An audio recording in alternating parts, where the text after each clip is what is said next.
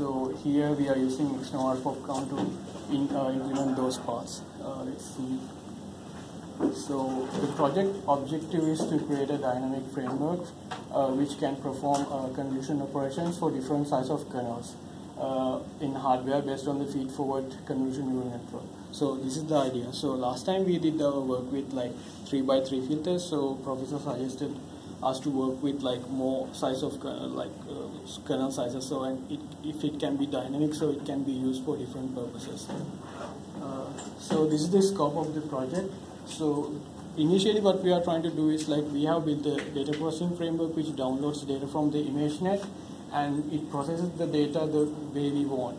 And here we are trying to do the calculations for 9-bit, 16-bit, 25-bit, 49 and 64-bit configurations in VHDLN. So in order to make this happen, there are certain kind of pre-processing techniques that we have used. So that's what we are going to discuss here. And also we have improved the performance of our XNOR popcount under 3 different criteria, and we have found like some criteria work very well. And we have uploaded all the codes to a GitHub, and the code is open source, so anyone can use it. So this is the literature review, couple of papers we read, and this was an inspiring paper that we are going to use here. And let's discuss what we actually have done. So this is the methodology that we proposed earlier. So we are going to first get a filter. So this filter can be defined by the user. So it can be a 3x3, 4x4, but in our code base we try to use it from 3x3 to 8x8. So that's what we did. So here you get the input filter, then you convert the image into like 9-bit. This is what we did for the proposal. So now we can go up to 64-bit in our current implementation. So, and we have a VHDL part to which we are feeding files. The files, we initially download the images. Those images are then converted into a binary format, and those files are converted into 9-bit vectorized files. So those files are fed to the VHDL program, and that generates an output file which has done the feed-forward convolution. And it saves, and we use a Python code to reverse window that generates the original image. And we can observe the change done by the filter on the image. So this is the first phase. So from ImageNet we are going to download the images, and user can give the number of any number of URLs depending on the set of images that they want. And it's locally, it's going to save the images locally. There's a typo in the presentation, we're sorry about that. And these are the codes that we use for the filtering API and image processing API.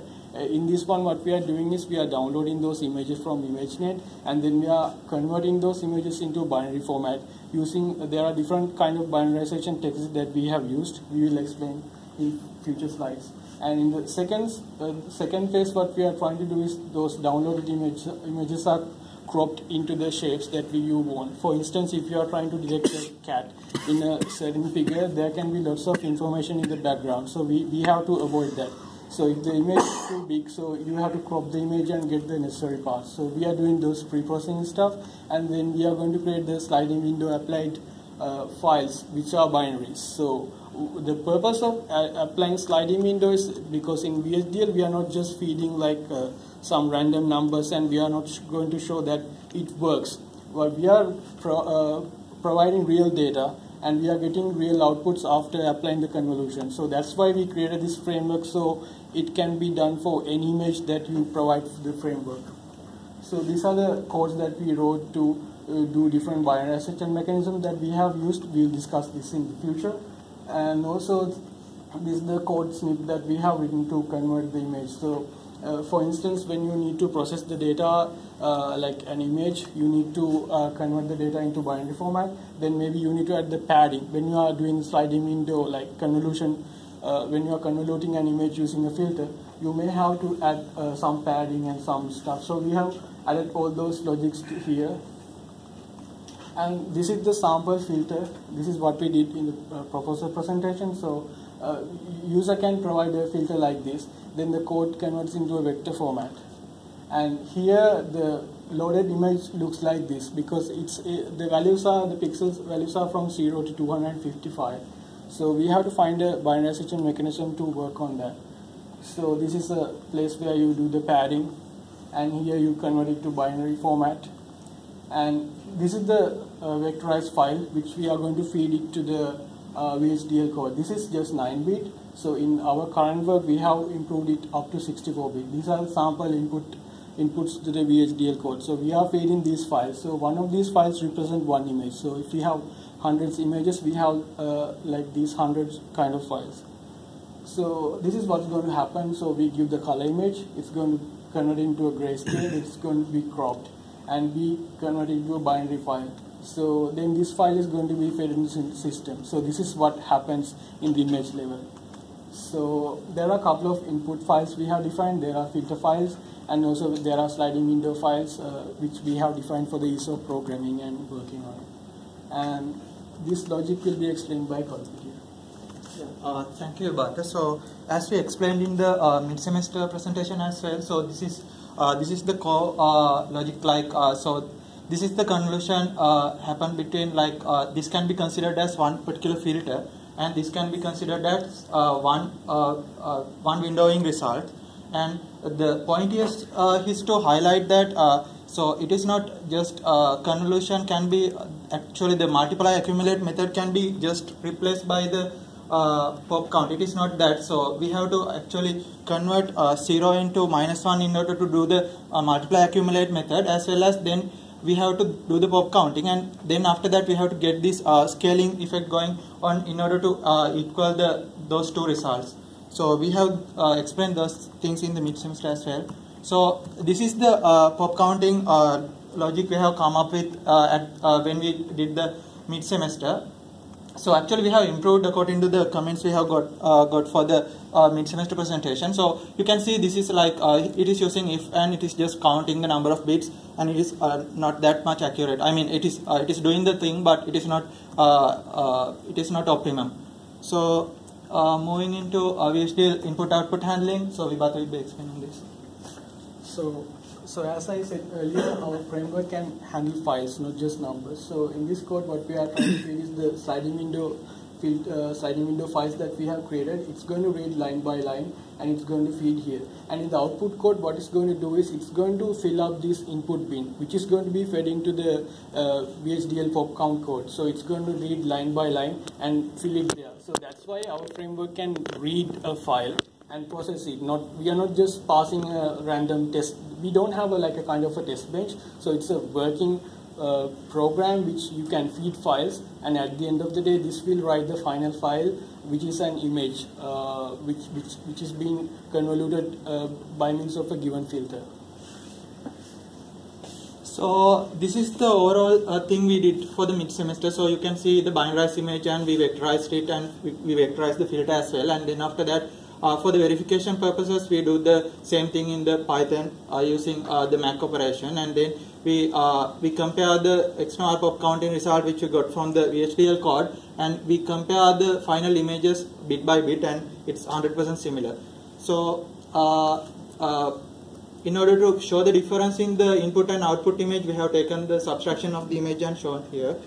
So this was the simulation workbench result, screenshot we have taken for the mid-semester program, and these are the mid-semester with deliverables. And so the thing here is we got the comment that we should improve our binarization mechanisms, as well as we should more focused on improving the number of bit configurations we are handling. So at that time we were only handling 9 bits, and we got whether we could try to do 64-bit or not. So based on those, the work done after the mid-semester presentation will be presented after this. So Vibhata will be explaining about the binarization mechanisms. So based on the comments from Professor, we have worked on a couple of methods to do the binarization. So we have used 2 frameworks like SKimage and OpenCV2, and also we have our own method. So we used our own method to do the binarization earlier, but based on the feedback, so we worked on these things.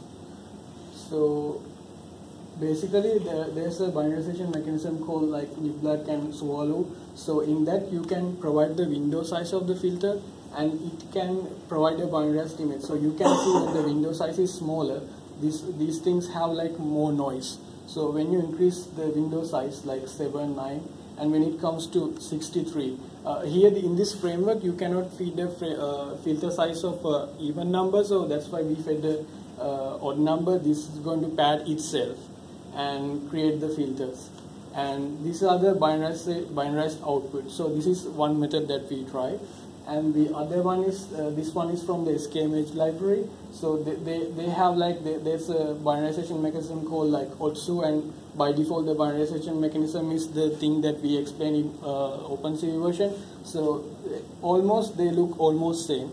Because the images are grayscale, and we are feeding a grayscale image after converting into grayscale from the color image, so we don't have that much difference in this binarization mechanism. So I proved it by subtracting the images created by those two binarization mechanisms, so it gives like 0. So that's why it's a black image. So it proves that those binarization mechanisms provide the same answer. And after like trying those 3 methods, we decided to use the OpenCV method, which provides the same binarization output. So that's what we did for confirming that these binarization mechanisms can provide a better output than the binarization mechanism that we used earlier. So these are the different filter shapes that we use. So here we discussed 2 types of filters. So we have a box shape filter, which has the distribution size from 3x3 to 8x8. And this is the plus shape filter. This is one of the popular filter shape used in image processing. So we use this kind of shapes, and Hadupite will explain the performance improvement that he has done. So, so with the comments we have gotten for the pop counting we did for the mid-semester, so we will go ahead and think like, so why not we just add the number of bits using some kind of we define this as a vector, and then we go one by one in the input stream, and then we add those together. So adding 0 would not make any difference. So that's why this works. Actually, we synthesizes this XNOR pop part with the previous version, and we will discuss those results later. So this works well than the previous one. We had if block here, and we were adding just the integers there. So then we thought can we improve this more? So then we came up with this full adder and half adder combination in order to improve the pop counting more. So this is done for the 16-bit. Let me explain much simpler thing in the Blackboard using 9-bit configuration. So it is like, so let's say we have a bit sequence like 1, 1, 1. Let's say we have like something like this for the pop counting, and then what we do is like we get this like this, and then we do 3 full adders with the first stage, and then we get the carry out and the sum. Let's say this is C1, this is S1, and this is C2, this is S2.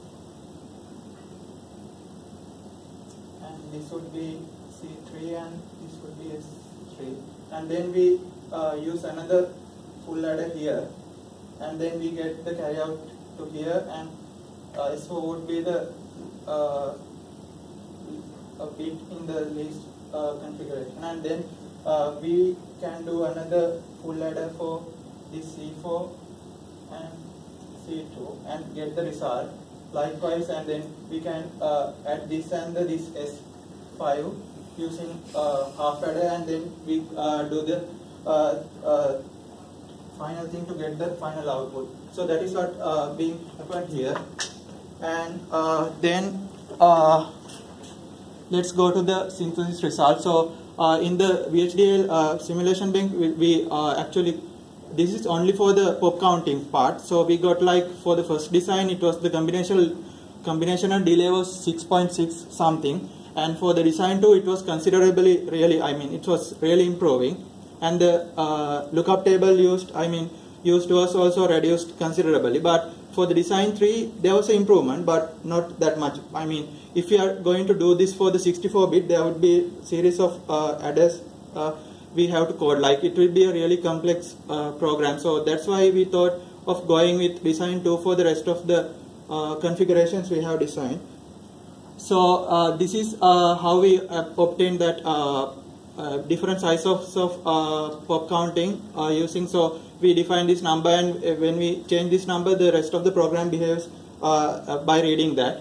And we, in order to verify our method, we use that box filter and cross filter with different filter sizes for each. And this is the VHDL simulation result for the, actually this is for the cross filter, not for the box filter. So you can see this is the filter. So this is actually the one only having in the middle cell. So this is for the 9-bit configuration. This is for the 64-bit. You can see this pop counting is the base pop counting result, and after applying scaling, you can get the result out of, I mean, multiplying pop count by 2 and reducing the number of bits used. So C width is the number of bits we used, and this VHDL code, yeah, this will be explained by Vibhat. So as we said earlier, we wanted to verify that we have done something and the output can be seen after writing the data. So in this code, what we are trying to do is comparing the MAC operation, like this comparing the MAC operation, but we are trying to compare what we did in VHDL and it's similar. So if you can see, this is the image that we fed is a kind of a child. So it's been created by these ones and zeros. So in further slides, we will explain what happened with the convolution. This is just proof, like after recreating, we get the image. So this is the result for the box filter. So we applied several filters to convey that our configurations for 9-bit, 16-bit and 25-bit up to 64-bit works. So it's like, so this graph shows that, so this is the actual useful area in the filter. Like, so in this first 3x3 filter, we have only one value in the filter. Other rest of the values are 0. So that is the what is being plotted here. So you can see, so when this value is lower than 0.44 for this particular image. So this is the input, which is binarized using the OpenCV and the libraries we both explained. And so it is actually, so this is kind of considered as a erosion effect in the image processing. So, but when this value is lower than 0.44, what it is doing is the inversion of the image and dilation, not the erosion. So after this point, after we have the resultant area more than this 44%, so it is actually doing the erosion. So if you compare the 7x7 image to 8x8 image with the input image, you can see this is actually eroding the image, and as well as this result, I mean, it has smoothed out the some noise area present here. You can see here and here, you can compare it. So when you move to the box cross filter also, it is possible, but the clustering is different. Like, so here we have these 3 filters depending on this particular area of the useful area of the filter. So we have drawn this trend line. So you can see this 7x7 and 8x8 and 5x5. It is behaving in the inversion and dilation, where the other rest of the 3 are doing the erosion. So convolution result conclusion, like it's as I have said, like when it is going below the 44%, it is doing the inversion and the erosion, and vice versa. So after the mid-semester, the work done here is in highlighted sections. So we have completed almost everything as instructed by our professor. So this is our GitHub URLs, and we have created this, and we have even created a website to track these changes. Vibhat can show it. So this is what we did. So maybe you can use these URLs and go surf through the codes. Okay. And the website is here. Okay, thank you. Now we are open for questions. What does useful area for the filter mean? Yes. Sorry? The useful area for the filter, So, what does that mean? Yeah, for instance, like I'll have to.